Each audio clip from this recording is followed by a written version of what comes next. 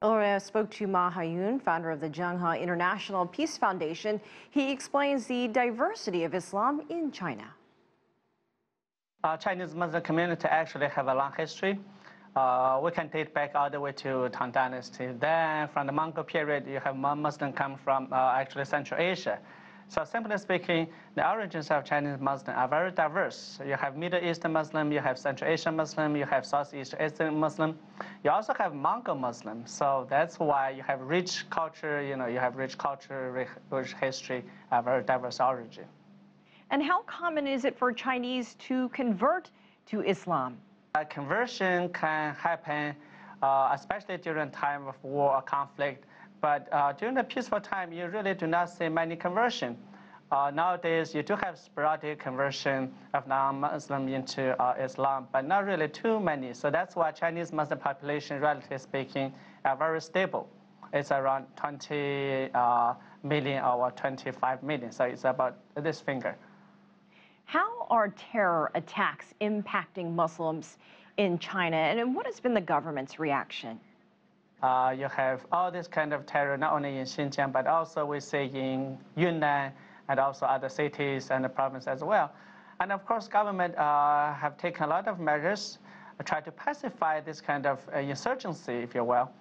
And also you can imagine we have a terror in specific area, our province. Government measures actually very much tightened and also very much affected lives of ordinary people. So that's why we really have to solve this issue as soon as possible. And how has the international fight against terror, the global fight against terror, impacted China and how it cooperates with other countries to do so? Since 2001, when you have September 11 in the United States, then China began to cooperate with the United States, try to fight against the terrorism in Central Asia, of course, especially in South Asia, Afghanistan, Central Asia. And nowadays, China also cooperated with Central Asian countries, especially under the framework of Shanghai 5. And also China worked with Pakistan, Tajikistan, Afghanistan.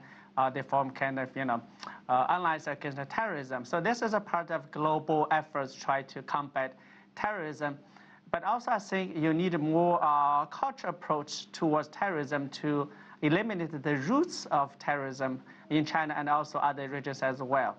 Now, globally, why is it that we have seen more Muslim-on-Muslim violence during Ramadan, especially this year? Generally speaking, of course, this is a holy month for Muslims. So that's why you can imagine radical groups, radical ideologies, they try to encourage terrorists to try to attack Muslims. And also during Ramadan, Muslims try to get together, no matter for prayer, for celebration, for Eid, for anything. So that's why you see in Pakistan, in other countries and regions, you have this kind of, terrorist acts. So that's why usually during Ramadan, you have a high risk of terrorism. But this year, it seems in China, you actually did not really see significant violence during the Ramadan. I think one of the reasons is government really, improved security measures, and also government actually began to distinguish between normal religious practice and radical behaviors.